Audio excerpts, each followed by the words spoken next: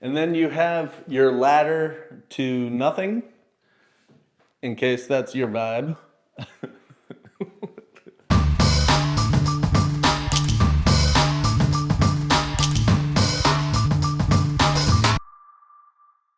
What's up, guys? It's Josh with an Orlando thing. Today we are checking out the Duval 2 by Ashton Woods. Today's model is nestled in Northlake at Ovation, a community where modern living meets magical moments. Just minutes from Walt Disney World, you could find yourself sporadically grabbing a Mickey ice cream bar or a Dole Whip. Northlake at Ovation has all the essential amenities, a tot lot, a dog park, and a beautiful community pool. Before we showcase this model, I should mention Ashton Woods is one of the few builders that lets you customize your home from the ground up, so you can shape the model to be truly yours. The Duval 2 is a 5-bedroom, 4.5 bath, 2-car garage, and the total square footage is just under 3,800 square feet. Now you'll notice over to this side, it looks like it's a front yard, but since this is a model, the driveway is not yet put in. So this will actually be driveway, and safe to assume it'll be paver driveway, and it'll go to the 2-car garage. And hidden behind the bushes, you'll see it is a legitimate 2-car garage. It has a divider with 2 separate doors. So it's not like one of those 1-door 2-car garages where you're like, I don't know if I could get both cars in. You're getting both cars in this one. Something to notice about this model is the nice semi-wraparound front patio / porch. I would call it a patio, but it's raised up, so technically I guess it could be a porch. There's no railing or anything. But you can just hang out here, sidewalk comes by. It's a beautiful neighborhood, so I'm sure the neighbors are friendly. You know, chat it up, have a glass of wine or a beer out here. Chat with neighbors walking their dog, or shake your fist at the ones don't pick up their dog poop. But that's enough outside. Let's go check out inside. So first, you'll see the opening comes to both a short hallway to a bedroom and then your formal dining. A lot of people love having the formal dining right by the entrance because since it's used so little, you can stage it how you want and keep it clean and crisp, and it's a great first impression on your home. The bedroom here comes around the corner. Now there's 5 bedrooms in this house. So if you have a smaller family, practical use, you could turn this into your front office. It does have a full bathroom here, nothing too crazy, single sink, regular tub, tile back, and come back out. And here's the formal dining again. To my left, you have the garage entrance, and they have a little nook shaped out for your drop zone. So if you're using your garage in Florida as an actual garage, you park, come in, drop your hats, jackets, whatever you want, and move on over to the regular. This is a Harry Potter storage, so a great spot to put things that you're not gonna use super frequently. And into the great room we come. So to my left, we have the kitchen. To the right, we have the informal dining. And then right behind me, we have the living room. Now, I'll go ahead and start with the kitchen. They went with the whiteout vibe with pops of wood. If you're asking me, it's a little too white. I would probably pop it with a little more pattern and color. But if they're going with white, what's amazing is you could paint these cabinets very easily. It's easier to paint over white than it is, let's say, a dark green or avocado if you wanted to change a color. So customizing all white is always gonna be much easier than customizing some sort of other dark color. Nice big farmhouse sink. Mounted stovetop. I love these. You're way less likely to lose crumbs in the cracks and all that good stuff. They have the oven over here. Oven and microwave combo. Those are really popular these days. And then, I'm gonna fact check. So you have a hood here. Something I always like to check out when I'm buying a home, whether the hood is recirculating or venting to the outside. What I love about venting is if you're cooking a ton of stuff, in Florida, the last thing you want in your house is as much heat as possible in the summer. You want it as cool as possible, so when it's vent and you're boiling water, that hot steam goes vented out instead of recirculated and filtered through the coal, and then the hot air comes back in. And then we have our nice little, some might call it a butler pantry. I usually just call it a dry bar. They have the outlet there, probably gonna put coffee makers here and stuff like that. More additional cabinets. I just realized every cabinet in here goes to the ceiling, so that's amazing. For the taller people that can actually reach it, I would use the hell out of those top ones. And then a decent sized pantry here. I would say for a house with 5 bedrooms, it's maybe on the smaller side. But if you work efficiently, you can make this pantry work, plus you have a ton of cabinetry going on. And now let's go out to the living room.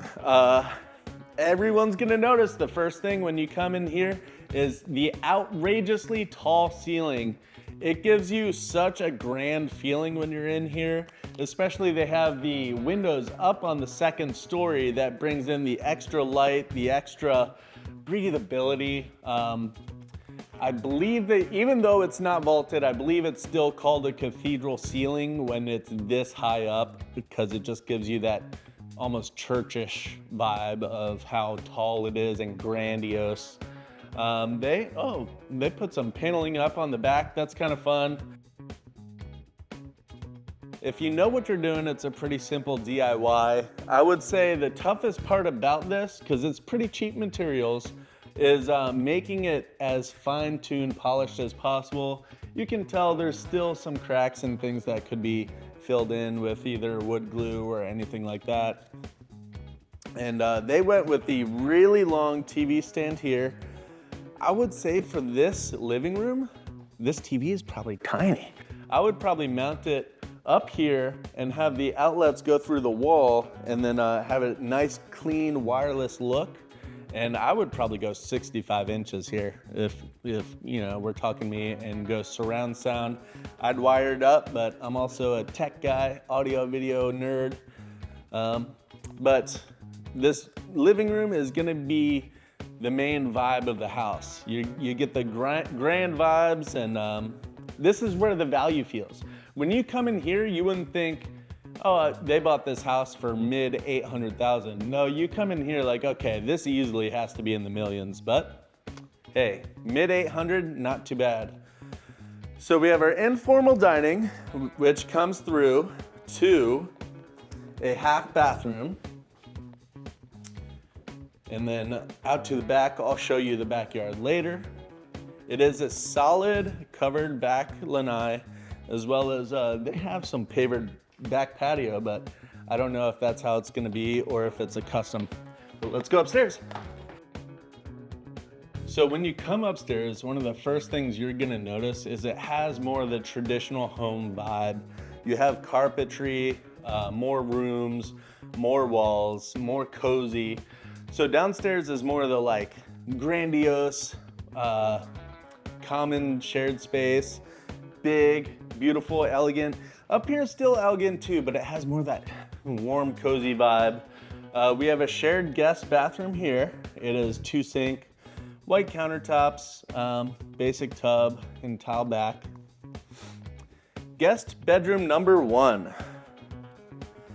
Oh, they went with a kind of a nautical theme. I like the blue pops, it's fun. Nothing too crazy here. I'm gonna look in this closet. It is a reach-in closet for all you closet peoples. Let's go in guest bedroom number, oh shoot, that was guest bedroom number 2. Now we're going in guest bedroom number 3. This one is a little more grandiose. Has an additional window. It's a little brighter. This window actually pops out right to that front roof, so you could, you know, sneak out. I know I got a spanking or two from sneaking out at night on my window roof, but don't tell my mom. This has an awesome walk-in closet. So it's an upgrade from that last guest bedroom we saw. And we are going to the final guest bedroom, which is bedroom number 4. This is gonna be for your oldest kid or visiting in-laws or anything like that, mainly because it has its own private bathroom. Again, nothing too crazy, it's a single sink, but having a private bathroom is quite the luxury. I shared a bathroom with my brother for way too long, and let's just say it gets gross. And then they have decent sized walk-in closet here. Kind of a cool theme, huh? Got some elephants, kind of like a warm tone rainbow. And now we're gonna walk on down. So here's the stairs. Instead of turning left, we turned right. So we're turning left now. You come to the laundry room. It's a nice longer hallway. This closet is one of the utility closets, one of the AC units. I will note there's 2 AC units in this home. So one is most likely dedicated to upstairs and the other is dedicated to downstairs, which is amazing for efficiency. Now, during the day, most people are not going to be upstairs in the bedrooms, and since heat rises, this is going to be the warmer side. You could turn off the upstairs unit and just cool the downstairs and save a little power that way. But laundry room, you have nice cabinetry here, countertop for folding. I don't know what I'd use that bag for. I like a hard basket for my clean laundry, not a soft, flabby one. And then we have a loft here. You would think looking downstairs that their loft would be a lot more grandiose and large, but again, the upstairs has more of that homey, cozy vibe. They even have a little fake planter here. What's cool about the loft is you can see straight down to the living room. This is what you call a balcony loft. And again, this got me in trouble as a kid too, because your boy jumped on the couch and broke it. And now we're going to the cream of the crop. Well, let's check in here. This is your second AC unit. Now, I don't know which one does the upstairs and which one downstairs, but you can see there's 2 AC units. This is a linen closet. And now we're getting to the main event. The primary bedroom. It is very sizable. They continued the carpet through, which I'm a fan of in a bedroom. I'm usually barefoot, so when I get out of bed, I don't want to step straight on LVP, which I do right now. I'd rather step on carpet. It's warmer, cozier, softer. They have the dresser here, lots of furniture, and there's still tons of room for activities. You know what I mean? So, huge primary bedroom here.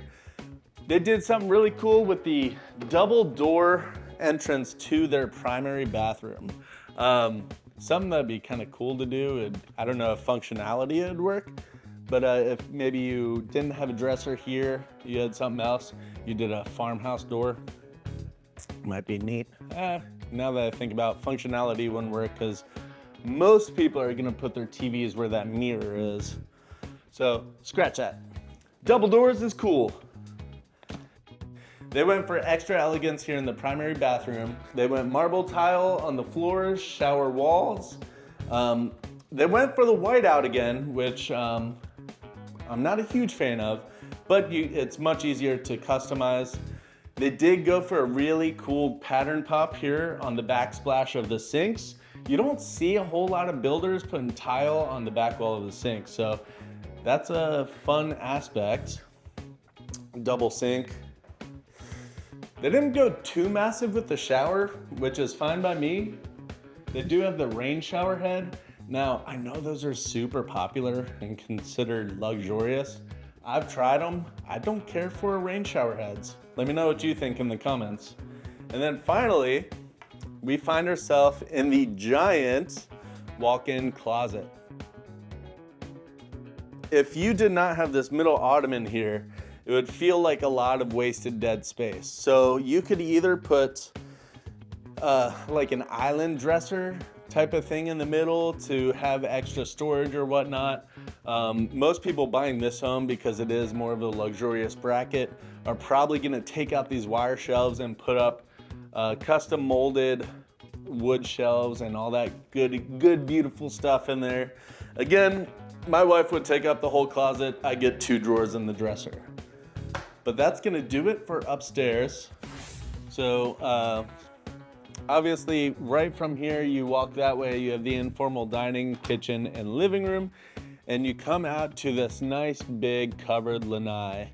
We have the paver patio going.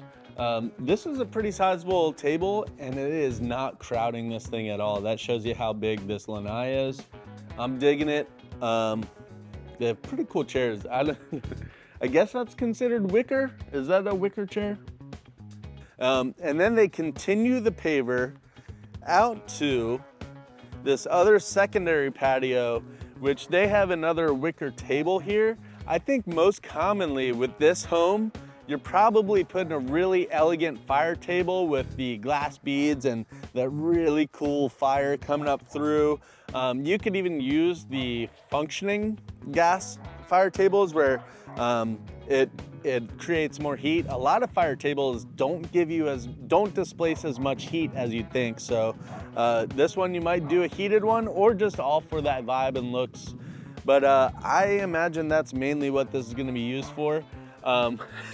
If you wanna be bold, you could even put a hot tub right here, which I'm digging. I like myself a nice hot bath. Anyways, but yeah, they have the walkout.